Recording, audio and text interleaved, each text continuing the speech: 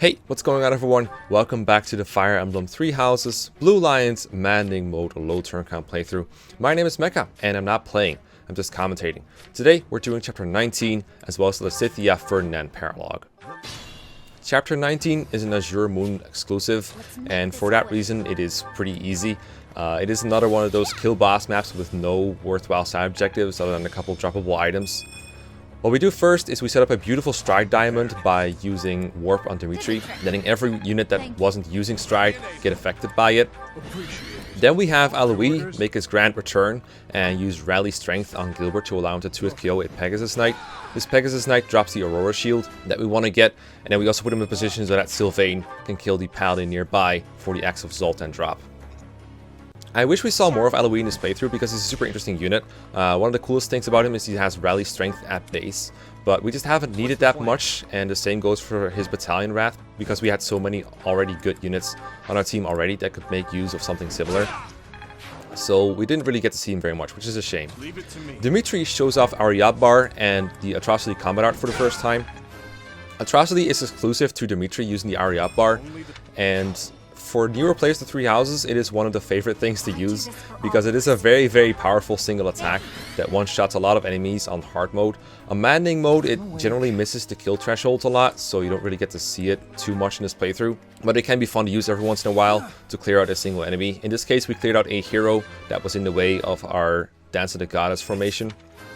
We need this Goddess formation to get our boss killers in range. We're going to use Dimitri, Byleth, and Hilda for this boss kill because, of course, since it's such an easy map, we might as well meme around a little bit, and we do need a way to get Hilda to level 20 for the Turtle Paralogue.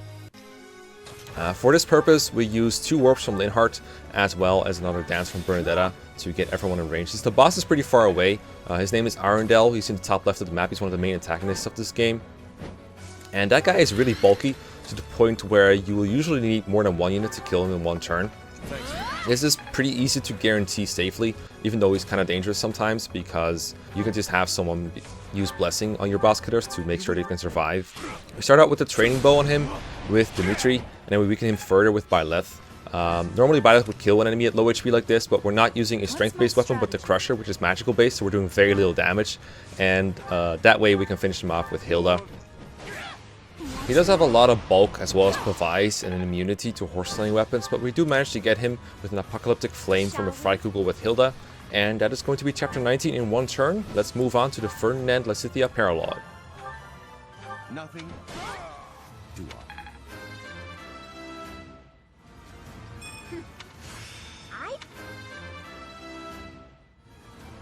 I can't. Uncle.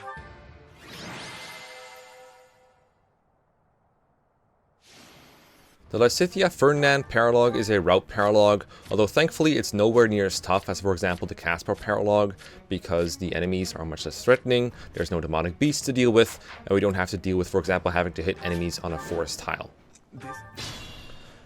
One problem that we do encounter, though, is that our starting formation is annoying if we want to use Stride on everyone. We have to use it twice, once with Ferdinand and once with Hilda.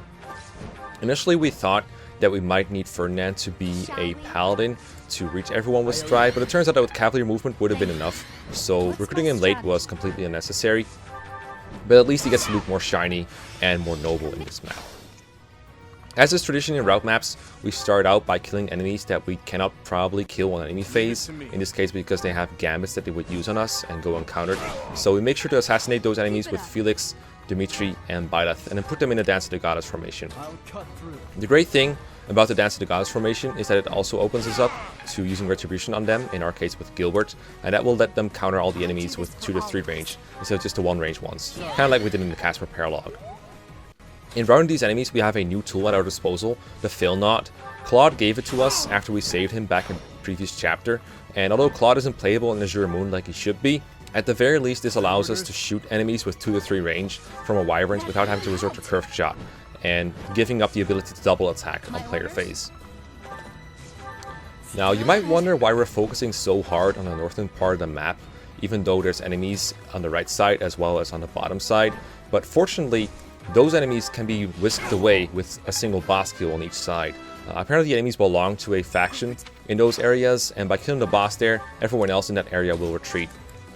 which is very convenient because it means we only have to really worry about the northern part of this map.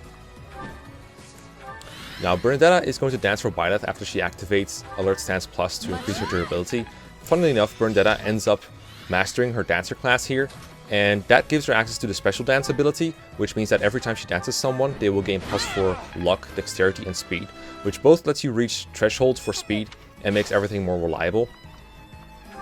Somewhat weirdly though, that bonus got applied to Byleth on the turn that she danced for her, which implies she somehow was able to do what she mastered before she mastered it.